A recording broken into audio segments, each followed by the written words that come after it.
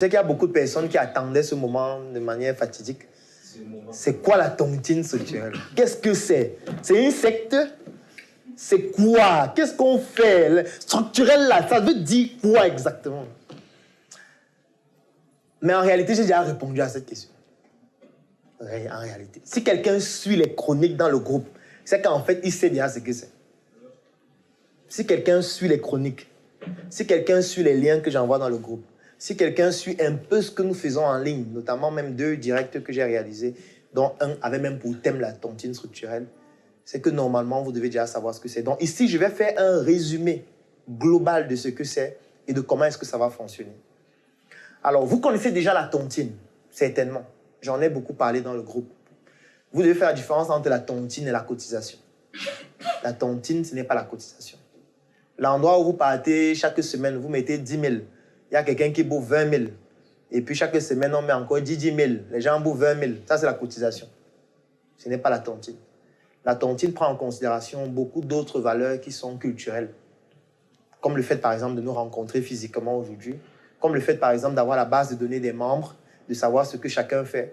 Comme le fait de contribuer à ce que chacun progresse dans son activité. Comme le fait de faire en sorte que chacun ait une activité génératrice de revenus. C'est obligatoire. Ce n'est pas un choix. Dans la cotisation, on ne demande pas comment tu fais pour avoir l'argent. Dans la cotisation, on dit qu'on cotise 10 000. Chacun vient seulement vendredi avec 10 000. On ne sait pas. Est-ce que tu as dormi la nuit avec quelqu'un et il était performant pendant 5 heures et c'est pour ça qu'il t'a donné 10 000?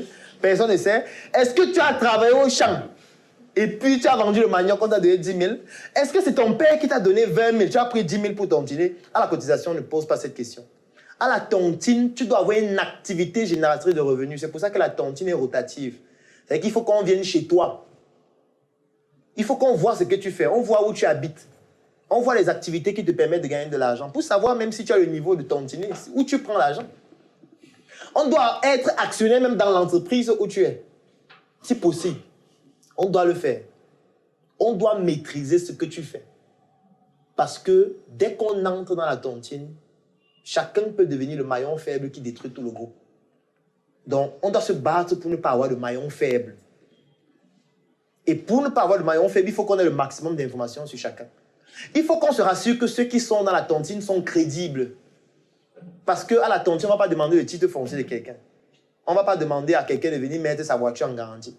C'est-à-dire que la seule chose qui permet à ce qu'on te permette de bouffer, et là la tautologie est importante, c'est ta crédibilité. C'est pour ça que parfois on m'a dit que non, il faut que tu aies un avaliste. Il faut que tu aies quelqu'un dans la tontine qui, si tu ne cotises pas, lui va cotiser pour toi. Et tu imagines ce qu'il faut pour que quelqu'un accepte de cotiser pour toi si tu ne cotises pas. Il faut qu'il ait confiance en toi de manière absolue. Pour que quelqu'un accepte de signer un document pour dire que si elle ne cotise pas, moi, je vais cotiser pour elle. Mais ça veut dire que je dois tout connaître sur ta vie. Je dois savoir, je vais tracer ta vie depuis que tu es petite. Est-ce que quand elle était petite, on lui donnait 500? Est-ce qu'elle remboursait? Est-ce que quand on l'envoyait à la boutique, elle revenait avec la monnaie? Parce que moi, c'est un test que j'aime souvent faire avec mes cousins. Quand j'arrive là, je dis, bon, ok, est-ce que vous allez à manger depuis le matin? Il dit, non, je prends 10 000, je donne à un. Et il va acheter les jus à boire. Tu lui donnes. Et il part, il achète 7 jus. Il revient, il part à les jus, il prend les verres, il sert chacun, il fait les trucs. Après, il ne dit plus rien. Tu calcules souvent les jus. C'est quand les jus là, ça fait 2500. Et il ne dit plus rien. Quand tu veux partir, tu dis, bon, ok, la prochaine, on se prend vraiment, battez-vous, travaillez bien. Tu pars, il ne parle pas. Il te dit que oui, à la prochaine, tonton, merci beaucoup. Il sait que lui, là, c'est un monsieur dangereux. Je ne vais pas demander, mais il sait que lui, c'est dangereux. Il sait que ce n'est rien. Non, non, non, non, non, non. C'est donc ça le danger. Attention, c'est ça le danger. Lui, il sait que ce n'est rien pour moi qu'il travaille avec moi. C'est ça. Je veux dire, on est dans la même entreprise. Il connaît combien il gagne par jour. Il sait que ce n'est rien pour moi, comment? Non, il ne doit pas savoir. Il doit rembourser l'argent, première étape. Il doit d'abord rembourser. Maintenant, quand il rembourse, je peux lui dire, garde la monnaie. Quelqu'un qui vient rembourser, tu lui dis, garde la monnaie, quelqu'un qui ne dit plus rien. Ce n'est pas la même chose. Ce n'est pas la même chose. C'est différent. Oui, lui, il garde la monnaie sans te dire. Donc, lui, il estime qu'il doit garder la monnaie. Non. Non, c'est la même chose avec les ménagères. Moi, j'aime souvent tester les ménagères comme ça. Je lui dis que, bon, on va acheter des bonbons pour les enfants. Tu lui donnes 2000. Elle achète un paquet de bonbons, elle ne dit plus rien. Ok. Donc, c'est ça que vous faites ici. Donc, il y a des éléments comme ça qui permettent de mesurer la confiance des différentes personnes qui sont dans la tontine. Ce sont des éléments fondamentaux. Donc, il faut avoir une activité génératrice de revenus. Il faut développer son capital confiance. Il faut que les autres membres puissent savoir exactement ce que tu fais afin de pouvoir t'accorder une certaine crédibilité et te transférer même des opportunités aux besoins. Donc ça, c'est globalement la tontine. Je ne vais pas entrer dans tous les détails parce que j'ai déjà trop expliqué ça dans le groupe. Donc je ne vais pas trop expliquer davantage la tontine. Alors maintenant, c'est quoi la tontine structurelle? La tontine structurelle, quand on parle de structurelle, ça parle de structure. Quand on parle de structure, ça veut dire qu'il y a une conception de quelque chose qu'on veut réaliser. On conçoit quelque chose qu'on souhaite réaliser dans un délai de temps X. La tontine structurelle, donc, c'est une tontine où on doit concevoir d'abord quelque chose qu'on souhaite réaliser. Et la tontine nous permet de réaliser cette structure. C'est ça la tontine structurelle. Et la structure, là, c'est un projet. Ça veut dire, on va par exemple décider de mettre sur pied un projet.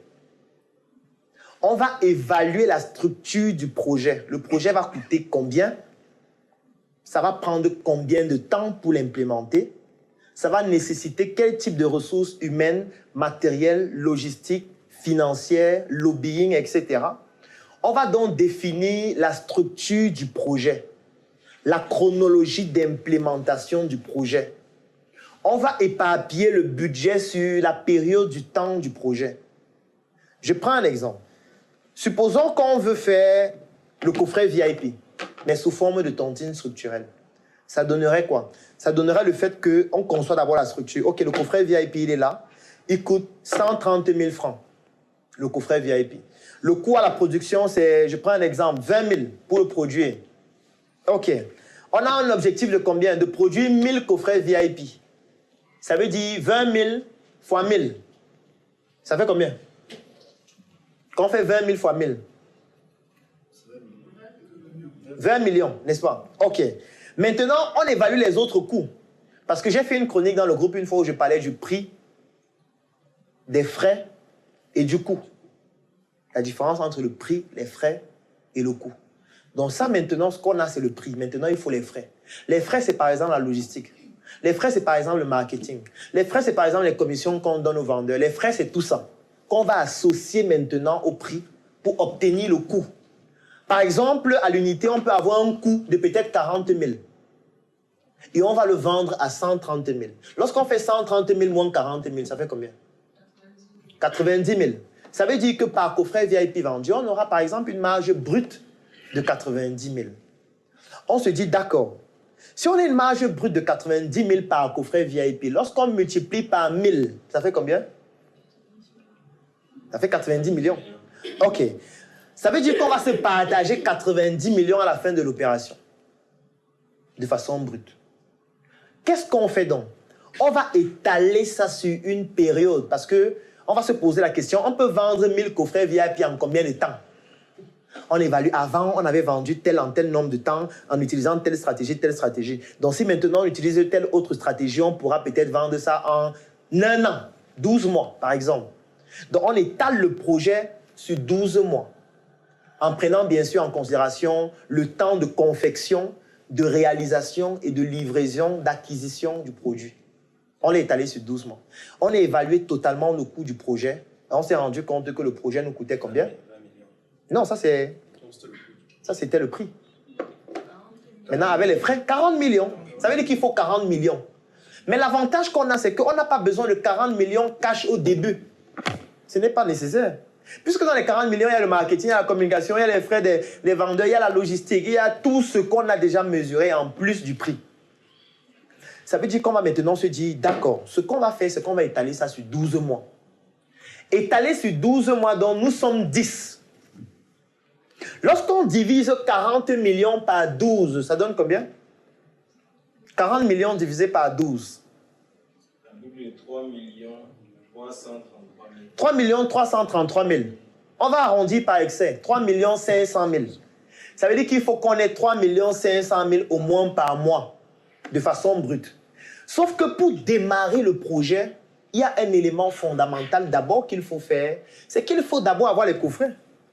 Ça veut dire qu'on va calculer dans le budget des 40 millions le montant qu'il faut strictement pour avoir tous les coffrets à disposition. Ce montant, c'est combien? On peut l'évaluer peut-être à 22 millions ou 23, c'est un exemple. On se dit, OK, ça veut dire que le premier mois, il faut qu'on ait 23 millions. Et maintenant, le reste d'argent, on va étaler ça mois par mois jusqu'à la fin des 12 mois. Les 23 millions, nous sommes 10. On va diviser 23 millions par 10, ça donne combien? 2 millions. Ça veut dire que chacun doit cotiser au moins 2 300 000 le premier mois. Ce qu'on comprend. Maintenant, tu peux dire que non, 2 300 000 c'est beaucoup, je n'ai pas 2 300 000. Vous mettez-vous deux. Chacun met 150. Vous deux, vous faites un nom. Une autre personne peut dire non, 2 300 000 c'est rien. Moi, je vais prendre deux noms. Il donne 4 600 000. Ça fait en sorte que le premier mois, on réunit le premier capital. On lance donc l'exécution, la production et on a le coffret final. Deuxième mois maintenant, ça réduit le montant qu'on doit cotiser. Puisqu'on a déjà eu le coffret, maintenant le reste c'est le marketing, la logistique et tout le reste. On calcule maintenant, on voit le deuxième mois, il faut cotiser combien? Peut-être il faut cotiser 100 000 par personne. Le deuxième mois, chacun donne 100 000. Le troisième mois, chacun donne peut-être 80 000, ainsi de suite, jusqu'à la fin des 12 mois. Et chaque fois qu'on vend le coffret, on le met dans un compte bancaire. Puisqu'on a déjà amorti tous les coûts jusqu'à la fin des 12 mois. Donc, on n'a pas besoin d'utiliser l'argent des ventes.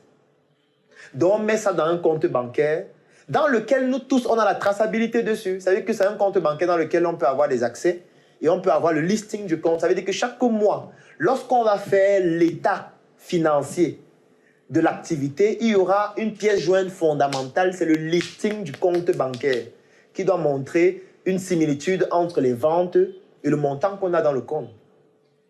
Et dès que la fin des 12 mois arrive et qu'on a libéré tout le capital en 12 mois et que le projet a atteint son expiration, qu'est-ce qu'on fait? On va dans le compte, on prend les 90 millions, on se partage au prorata.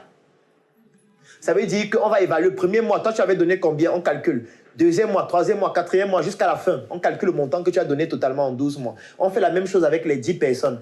On donne maintenant les pourcentages pour les 10 personnes et on multiplie les pourcentages là par le montant qu'on a dans le compte bancaire, 90 millions. Et ça donne le montant que chacun va avoir 12 mois après. C'est ça qu'on appelle la tontine structurelle. Maintenant, le projet peut être autre chose. Ça peut être un terrain qu'on achète pour construire une villa. Ça peut être un immeuble qu'on construit, qu'on met en appartement meublé. Ça peut être un hôtel qu'on construit. Ça peut être n'importe quoi. C'est exactement la même procédure. Est-ce qu'on a compris le principe? C'est ça la tontine structurelle. Ce n'est pas la magie. Vous voyez que pour faire une tontine pareille, il faut avoir une activité génératrice de revenus.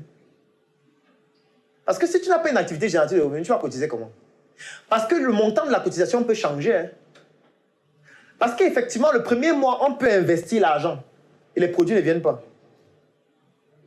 Et on fait la réunion, on dit que non, les produits ne sont pas venus. On a bloqué la douane. On avait prévu 2 millions, mais il faut 4. Donc, il faut sortir encore 2.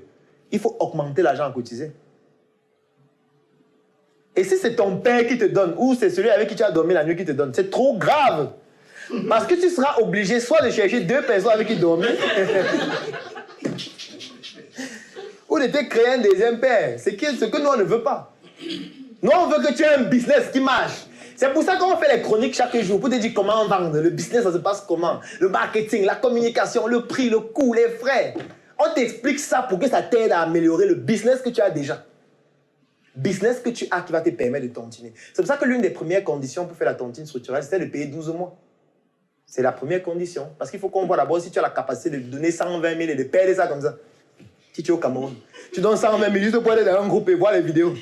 Si tu fais déjà ça, ça veut dire que tu as déjà rempli le premier critère. Tu as quand même une activité qui te permet de prendre cela de risques. Tu donnes 120 000, tu es dans un groupe sur Telegram, peut-être tu ne causes même pas. Tu es seulement là, tu vois les vidéos. Tu dois encore dépenser pour voir les vidéos. C'est-à-dire que chaque jour, on envoie une vidéo 2 gigas. Tu dois charger 1000 francs, rien que pour voir la vidéo là. Tu vois la vidéo là, après tu dois encore charger pour surfer. Tu ne réponds même pas. Et tu ne réponds pas. Tu ne peux pas causer. Tu ne peux pas poser une question. Tu ne poses pas de questions. Samedi et dimanche, on ouvre. Chacun se bat pour dire ce qu'il a dit. Tu dis aussi ce que tu as dit, ou tu ne dis rien. Et lundi, on referme, et puis tout continue comme avant. C'est dur. Surtout quand tu as payé 120 000. Et ça, c'est pour ceux qui sont au Cameroun. Parce que si tu n'es pas au Cameroun, en fait, tu as payé plus. Certains payent 196 000. Ouais. C'est dur. Il dit que c'est facile. Comment c'est facile? Bon, si c'est un étudiant, tu trouves que c'est facile. Sa chambre, c'est combien? Un étudiant qui est en Allemagne, sa chambre coûte combien? Pour qu'il paye 500 €. Juste pour être dans un groupe où il ne parle pas. Ça, c'est le premier critère. Parce que ce sera tellement difficile qu'on ne veut pas des gens qui partent demander de l'argent pour venir cotiser. Ils ne pourront pas tenir. Ils ne pourront pas. C'est pour ça que ce n'est pas obligatoire. La tontine, elle est volontaire. Mais le premier critère, c'est que tu dois payer 12 mois. Si tu as payé 3 mois, tu peux compléter à 12 mois. C'est le premier critère, ce n'est pas le seul. Parce que le deuxième critère sera qu'on va choisir le projet ensemble qu'on va faire. On va établir le budget. Et je tiens à vous préciser que ce seront des projets en milliards. Vous allez voir les projets tout à l'heure. Il n'y a aucun projet de moins d'1 milliard. Il n'y a pas de projet. Le plus petit projet, c'est 1,2 milliard. Le plus petit. Donc,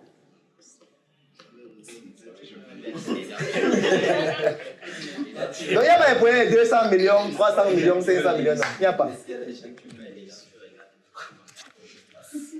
Non, en fait, le coût du projet n'influence pas. Parce qu'il y a déjà, même pour financer un certain nombre de projets, si ce n'est pas au moins 500 millions, 1 milliard, des institutions comme Fagas ou bien les grandes banques ne financent même pas. Effectivement. Vous venez avec un projet de 300 millions, on ne vous reçoit même pas. On vous dit, allez voir votre banque qui gère votre compte bancaire. C'est eux qui vont gérer. Dans la plupart des grandes institutions, même les grandes machines qu'on peut acheter, c'est minimum 500 millions ou 1 milliard. Donc, quand vous venez avec 1 milliard, même souvent, on ne vous reçoit pas. On ne vous reçoit pas. Donc, j'étais à un autre projet récemment au Bénin. On est arrivé, on tremblait avec la dame. C'était pour une grande clinique. Et on avait besoin de 6 milliards. Et on lui dit, OK, bon, nous, pour la première phase, c'est 1 milliard. Donc, on tremblait un peu. On dit, OK, le capital, c'est 500 millions. On a besoin environ de 1 milliard. Il dit, quoi? 1 milliard? Il dit que non, on ne peut pas vous recevoir. Il faut aller. On dit pourquoi? Ils disent qu'ils commencent à 5 milliards de financement. Mais heureusement, ils nous ont dirigés vers une autre institution. Et quand on est arrivé là-bas, maintenant, on a oublié le premier projet de 1 milliard. On a dit notre projet, c'est 6 milliards. Directement. On dit 6 milliards, combien vous voulez? OK, 1 milliard, 2 milliards, on dit qu'on veut 2 milliards. Ils disent, OK, quel est l'impact environnemental? Combien de personnes vous touchez? On déballe la présentation. On dit, OK, oui. En une journée, on a signé tous les documents. Voilà. En une journée. Parce qu'on a peur. On a peur des Et là qu'on est sorti, là, j'ai dit que c'est fini avec 500 millions. Les 500 millions, c'est fini, maintenant on parle en milliards. Et juste pour compléter aussi, la tontine ne veut pas dire que si on dit qu'on a un projet même de 10 milliards, ça ne veut pas dire qu'on va contribuer 10 milliards. En fait, oui. C'est peut-être ça, il ne faut pas que ça fasse peur aux gens. Peut-être tu vas mettre 5 millions, 10 millions, 15 millions, parce que forcément, les banques vont financer une partie, ou bien les institutions qui financent. On ne va pas acheter une machine qui coûte 1 milliard et on met nos propres... Non, ça n'existe pas. C'est une bêtise. Donc, on va forcément faire financer ça. Donc, notre investissement personnel ira vers ce qui est nécessaire. Parce que toute personne qui veut investir dans ton projet te demande combien tu as. Donc, quand on arrive là-bas, ils nous demandent combien vous avez. On leur dit, on a déjà 500 millions. Ils disent, où sont les papiers? On avait tous les papiers. Voilà ça. Prêt dans la banque, vous pouvez vérifier. Donc, il appelle la banque, il n'a pas besoin, il connaît le directeur. Il dit, quelle banque? On dit, Banque Atlantique du Bénin. Il prend son téléphone, il connaît le directeur direct. Il appelle le directeur, il dit, telle structure, vous les connaissez? Ils ont combien? Donne-moi 2 minutes, 500 millions, OK, continuons la réunion. Séance ténable. Il n'attend pas le lendemain, là. Pour déjà voir si vous êtes sérieux. Si vous mentez déjà même sur ça, c'est fini, on vous remet à la porte. Vous dites que vous avez 500 millions, on regarde, c'est 350 millions. Donc, prenez vos documents et partez. Donc, je crois que tout ça, c'est non, normal. je pense qu'il a très bien résumé ce que j'essaye d'expliquer. Il n'y a pas de projet de millions. Ça, c'est le projet personnel. On ne peut pas se mettre tous ensemble comme on fait là. On cause, on fait tout ce qu'on fait partout à travers le monde. Les gens qui nous suivent là, on est que le projet, c'est 10 millions. Non. Ça ne sert à rien. Et on n'a pas besoin de se réunir pour faire ça. Si c'est 10 millions, chacun se bat lui-même avec son épargne. Il lance seul. Ou avec ses amis à la maison. Il fait une réunion à la maison, il fait le lapin brisé avec les fruits de plantain. Il réunit les gens, il dit que les gars, on a 10 millions là, qu'on doit lancer un projet là. Ils causent entre eux, ils mobilisent ça, ils font leur projet. On ne peut pas réunir les gens à travers le monde pour dire que le projet c'est 50 millions. Non, ce n'est pas pertinent. Le projet Coffret VIP, c'était un test pour voir si ceux qui sont dans le groupe sont intéressés pour investir dans quelque chose. Ce n'était pas pour faire un projet de quoi que ce soit. Parce que ce n'est pas un projet sérieux, ça. C'est juste pour voir est-ce que les gens dans le groupe ont même de l'argent pour investir dans quelque chose. Ok, ils ont de l'argent. Ils ont cotisé 55 millions en 2 semaines.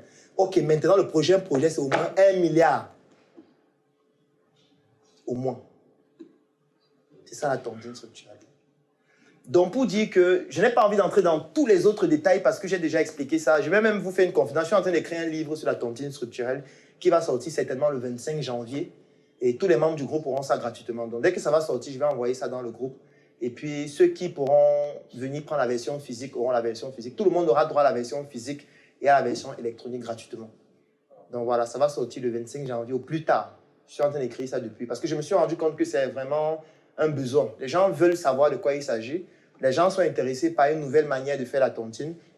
J'aime déjà eu à exposer ça dans beaucoup de réunions de l'ouest du Cameroun parce qu'il y a beaucoup de chefs du village qui m'ont contacté. Il y a même un qui était ici la semaine dernière qui sont intéressés à faire ça dans des villages. Parce que vous savez qu'à l'ouest, ce n'est que la tontine. Sauf que les tontines ne servent pas à faire des projets. Très peu, du moins, servent à faire des projets. La plupart ont tontine pour aménager la maison, acheter les rideaux. On vient avec l'huile, le savon, les taupes pamplemousse, machin. Pour moi, ça me choque un peu, tu vois, que les gens se réunissent pour acheter le taupe pamplemousse. C'est un peu... Ça me dérange un peu. Donc, je leur expliquais qu'on peut faire la tontine différemment. On peut faire une tontine pour construire un hôpital de grande envergure dans un village. On peut faire une tontine même pour améliorer même l'assainissement, même en eau ou en lumière de tout un village. Et on peut faire des trucs gigantesques avec la tontine, surtout que les gens sont déjà mobilisés, les gens comprennent déjà l'important de se mettre ensemble pour mettre de l'argent. Il faut juste que l'argent soit orienté d'une bonne façon. Il ne faut pas que ce soit quelque chose pour s'amuser.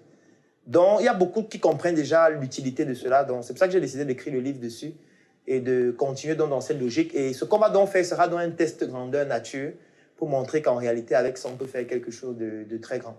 Il y a beaucoup de personnes qui ont posé la question, c'est vrai qu'on va revenir dessus tout à l'heure, sur les nouvelles lois en ce qui concerne les tontines et les associations. On va en parler dans les questions et les réponses tout à l'heure. J'ai vendu mon lit, mon frère. J'ai arrêté de dormir, ma sœur. Et depuis ce jour, je me pose des questions.